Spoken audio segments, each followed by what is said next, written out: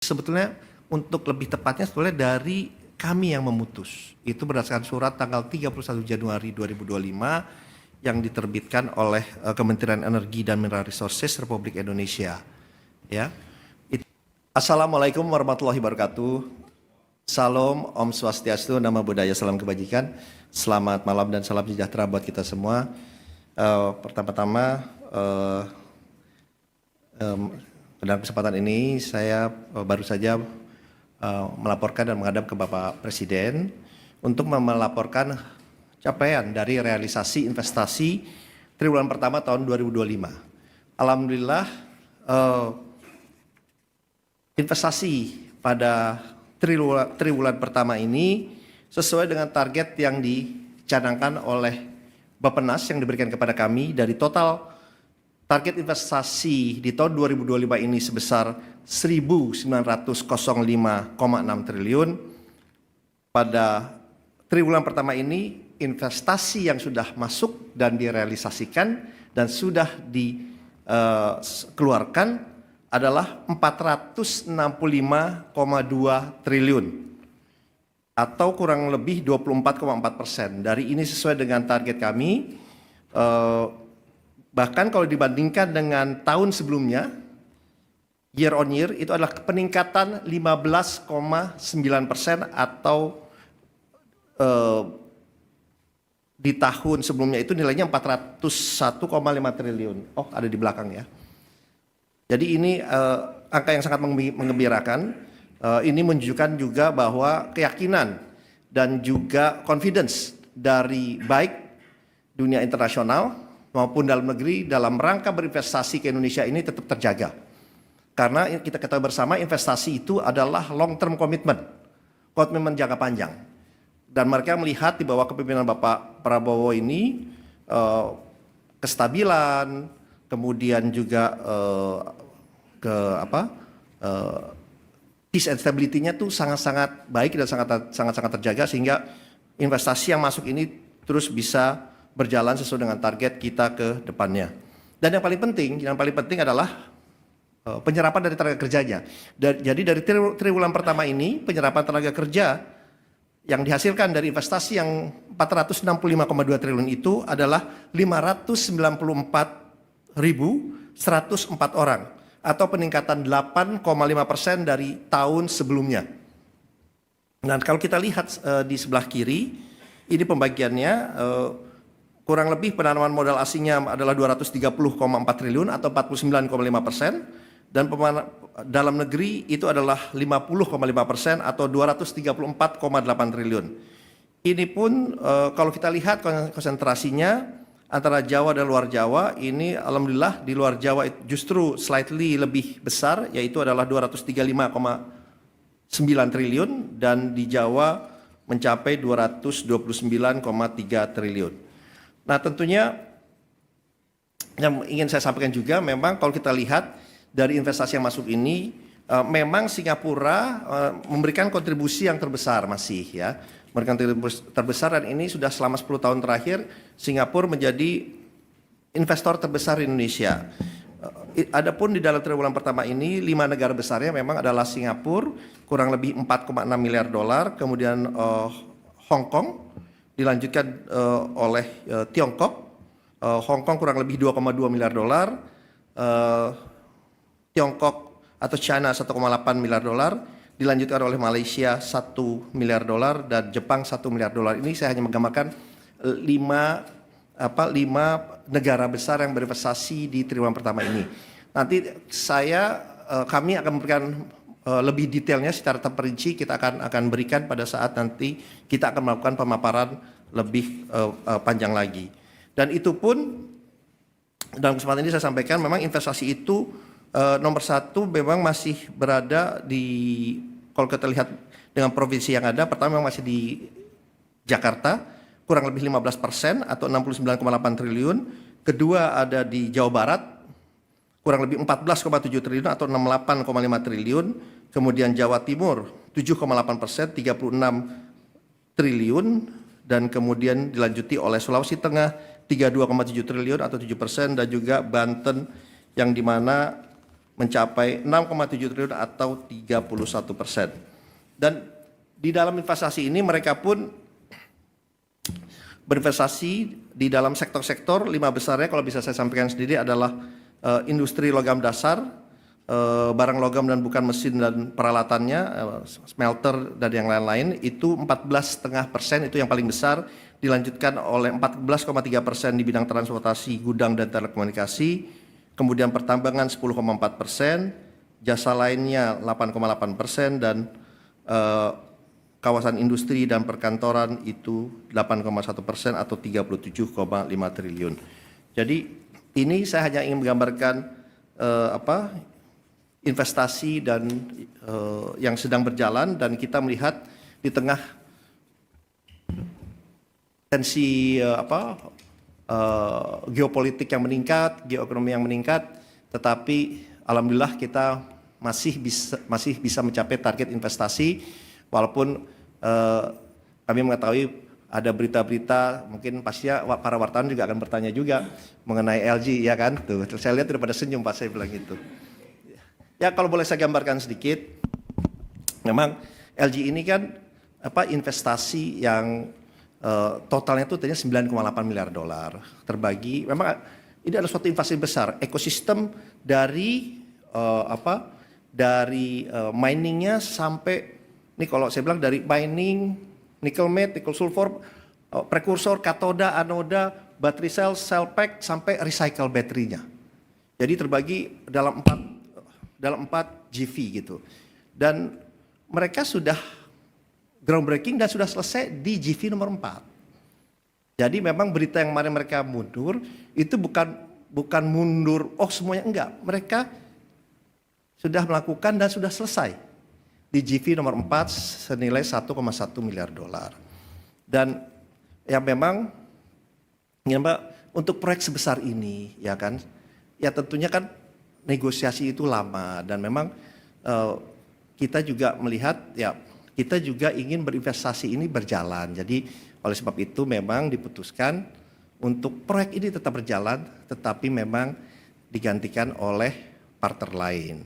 Dan dengan partner lain ini juga sudah berjalan diskusinya.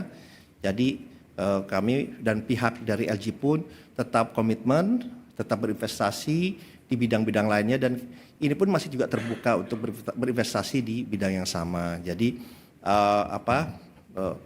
memang saya tahu ini beritanya cukup ramai, tetapi yang ingin saya sampaikan bahwa angka yang ada ini kan angka yang statistik yang realistis, yang benar, gitu. Yang dimana ya ini buktinya bahwa investasi kita tetap berjalan dengan baik, bahkan meningkat, gitu. Nah, jadi kalau saya ini senangnya dengan statistik dan numbers, karena itu angka tidak berbohong. Jadi ini yang ingin saya sampaikan, tetapi semua program tetap berjalan dengan baik, dan apalagi dengan adanya Danantara ini juga memberikan lebih banyak confidence dan juga keyakinan untuk para investor untuk berinvestasi di Indonesia. Sekarang sangat banyak yang datang ketemu dengan kami, dengan saya, dan mereka melihat kehadiran Danantara ini sangat-sangat tepat waktunya, karena ini juga mereka juga menginginkan Danantara bagian dari banyak konsorsium mereka, banyak investasi mereka, dan ini menurut kami bukan signal yang sangat-sangat positif, gitu ya. Apalagi kemarin baru kita ketahui bersama, dalam kesempatan ini kita sampaikan, para teman media juga sudah tahu bahwa pada saat kunjungan Bapak Presiden ke Qatar, alhamdulillah itu juga sudah dicapai kesepakatan, dan sekarang realisasinya sedang berjalan untuk pembentukan joint fund atau investasi bersama dengan Qatar Investment Authority yang disepakati langsung sebesar 4 miliar dolar, yang dimana dari kami, dari Danantara 2 miliar dolar, dan juga dari pemerintah Qatar dalam hari ini melalui QAE, yang dimana adalah sovereign wealth fund dari mereka juga menaruh 2 miliar dolar di bidang-bidang, dan ini akan fokus investasi fokus di Indonesia, walaupun terbuka untuk berinvestasi di tempat lain, dengan bidang-bidang Di antaranya prioritasnya adalah hilirisasi, bidang kesehatan, bidang digital ekonomi, dan juga renewable energy atau energi baru terbarukan. Ternyata nanti saya juga akan sampaikan lebih lanjut. Alhamdulillah banyak juga, bukan banyak, malah ada 2 langsung yang menghubungi kami, menghubungi saya juga untuk sama-sama membentuk fund perusahaan investasi bersama dengan Danantara di bidang-bidang lainnya, di bidang infrastruktur dan yang lain-lain. Mungkin pada saat ini saya belum bisa menyampaikan detailsnya karena kita juga sedang berbicara untuk mendetailskan, untuk merealisasinya. Kami berbicara dengan ada 2 fund dari negara lain, insya Allah ini juga bisa terrealisasi. Kembali lagi ini membuktikan bahwa confidence, kepercayaan dunia luar terhadap Indonesia ini sangat-sangat baik, dibuktikan dengan investasi yang masuk sesuai dengan target, investasi yang akan masuk pun juga makin meningkat, dan insya Allah ini memberikan asas manfaat yang sangat besar untuk bangsa dan rakyat yang kita cintai ini. Mungkin itu yang ingin saya sampaikan. Saya terbuka untuk pertanyaan dari teman-teman wartawan. Terima kasih.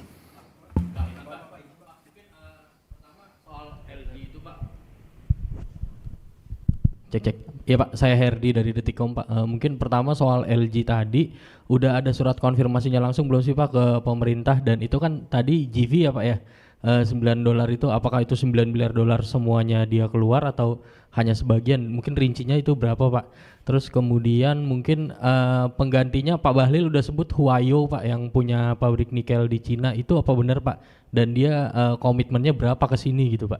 Mungkin 2 pertanyaan itu Pak yang mau saya tanyakan. Terima kasih Pak. Oke, ada yang lain? Biar saya jawab sekalian. Saya udah tahu pasti jangan nanyanya LG nih. Ya ini Pak, masih seputar LG juga sih Pak, terkait dengan GV Project itu, kan dari China ya Pak yang Huayo itu bakal ambil seluruh proyek investasi LG atau ada investor lain juga nanti yang bakal diincar juga sama pemerintah, dan paket kebijakan investasi yang mau ditawarin ke Amerika Serikat nanti kedepannya akan seperti apa, karena kan LG juga salah satu bagian yang juga sebelumnya ditawarkan. Sama terakhir Pak, Cina kan akan mengatakan ingin mengurangi investasi CATL juga Pak. Kalau misalnya itu tanggapan pemerintah dan antisipasi kedepannya seperti apa? Oke, mungkin saya jawab dulu ya. Ayo udah silakan. Baik Pak, izin Azura dari Bloomberg Technos. Mungkin melanjutkan yang LG Pak. Kalau dari BKPM sendiri itu mengapa sih Pak yang menggantikan ini Huayo gitu? Alasannya mengapa mereka itu tertarik? Dan setelah itu berarti di proyek Titan itu berapa sih investasi Huayo yang masuk? Dan sekarang joint venture yang ada di IBC itu siapa saja? Baik dari di tambang, smelter, pabrik katoda sampai yang battery pack ya. Dan terakhir LG kan kalau nggak salah itu juga investasi pabrik katoda di Batang ya Pak. Nah itu kapan mulai sih Pak groundbreakingnya dan berapa nilai investasinya? Nah untuk yang itu apakah masih sama satu bagian dari proyek Titan yang bersama IBC atau proyek LG-nya sendiri? Mungkin itu yang ditanyakan.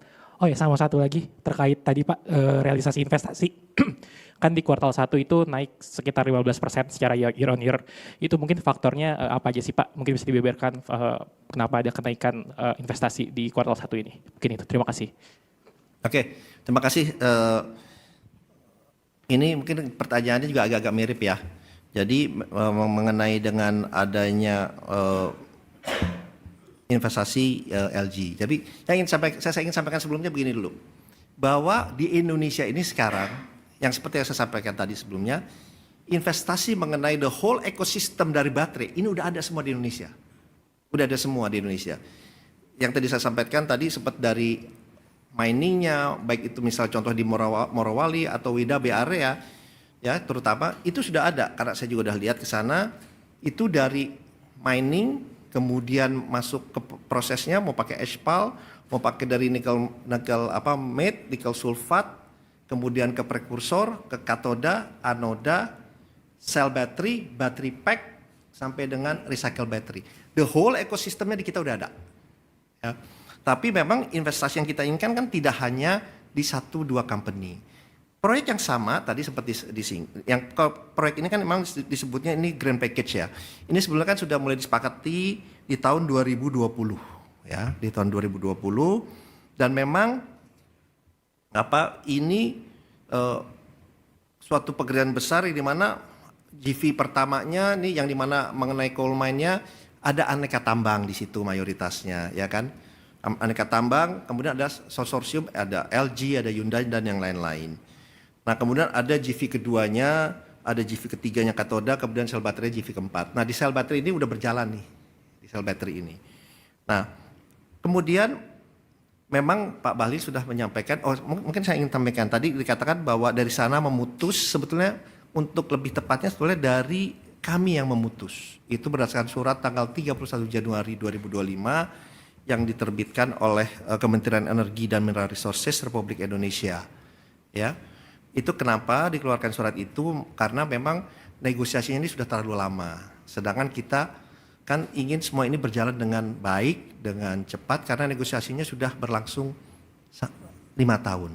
5 tahun. Jadi kan nggak mungkin proyek itu lama gitu. Nah, jadi oleh sebab itu dikeluarkan surat oleh Pak Bahlil mengenai ini surat tertanggal 31 Januari tahun 2025 yang dikirimkan oleh Pak Bahlil kepada CEO dari LG Chem maupun LG Energy Solution ya. Jadi surat itu dikeluarkan karena memang dari Wayo itu memang berminat untuk berinvestasi karena mereka juga teknologinya juga sudah ada. Dan mereka hanya mereplace atau menggantikan posisi dari LG. Dan memang di dalam itu ada tidak hanya Antam tapi juga ada IBC. Itu adalah anak dari Antam di GV yang lainnya, sehingga total investasinya memang tetap tidak berubah dari 9,8 miliar dolar. Jadi karena memang Wayo ini kan dia juga udah investasi di Indonesia sebelumnya di bidang yang hampir sama juga. Jadi mereka sudah sangat memahami. Kalau tanya kenapa Wayo, ya mereka udah berinvestasi sebelumnya bahkan jauh lebih besar, dan mereka pun udah berinvestasi di mana, di daerah WDB juga. Jadi mereka sudah sangat-sangat paham, sangat-sangat mengerti, dan di saat bersamaan dia juga sudah mempunyai sources untuk pengembangan ini ke depannya. Jadi oleh sebab itu Wayo yang masuk rencananya untuk menggantikan LG gitu ya. Jadi dan kita sudah bertemu dengan Wayonya, saya sendiri juga sudah bertemu dengan Wayo, sangat-sangat positif karena mereka sudah sejak tahun 2024 ya, akhir 2024 ini sudah menyatakan minatnya untuk menjadi konsorsium dari LG ini. Jadi sebenarnya dalam konsorsium LG itu sebelumnya memang sudah ada Wayonya. Udah ada Wayonya. Jadi mereka sekarang ya menjadi leading konsorsium, itu aja. Jadi saya ingin sampaikan bahwa investasi yang lain berjalan, kalau ditanya kenapa sih investasi tetap berjalan, tetap tumbuh, ya karena ada keyakinan gitu bahwa tadi yang saya sampaikan, kalau investasi kan komitmen jangka panjang ya, dan tentunya mereka menganalisa dari segala macam aspek atau sudut yang dimana tidak hanya dari segi returnnya juga, tapi juga dari segi itu yang saya sampaikan, kestabilan, kedamaian, dan yang lain-lain. Jadi oleh sebab itu hal yang baru saja terjadi ini ya kita lihat kedepannya akan menjadi lebih baik, dan kembali lagi apalagi sekarang juga sudah ada Danantara yang kita pun bisa berinvestasi secara langsung dan tidak langsung di banyak program, di banyak proyek yang memang memberikan dampak besar, terutama dari segi penciptaan lapangan pekerjaan, dari segi peningkatan ekspor, dari segi pengurangan impor, dan yang paling penting adalah bagaimana dari segi peningkatan dari sumber daya manusia kita. Mungkin itu jawaban saya, terima kasih. Cukup ya?